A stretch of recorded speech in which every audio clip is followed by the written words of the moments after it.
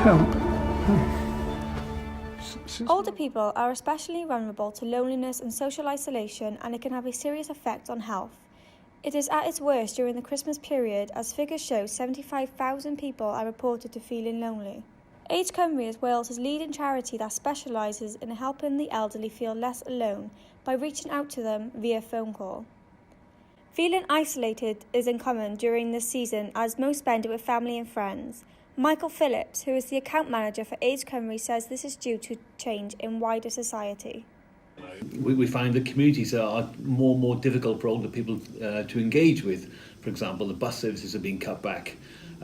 Facilities like day centres and social clubs and lunch clubs, they're being cut back by local authorities who are trying to make cuts. If we allow older people to remain isolated and lonely, they can develop more complicated mental ill health, physical ill health, which would require a lot more expensive treatment to cure.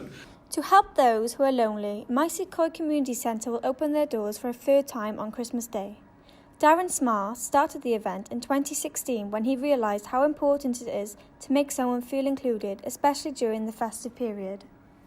And we just welcome anyone in of all ages, whoever's going to spend time on their own, single parents who might not have their children, the elderly, more vulnerable people, and we just come over, give them some treats, give them a bit of music, and then the whole community gets involved and they come over and they just come and chat to our guests. We get a lot of volunteers who give up their time as well.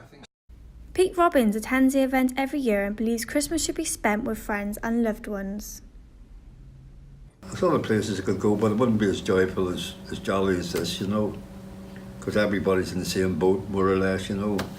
And it's a good time of the year for people to get together, isn't it? You're doing so many things. You're talking to people and meeting strangers and all that, and they're telling you their woes and all that, you know. But everybody's so friendly. It don't take you long before you get to know, you know, everybody, you know what I mean? Like.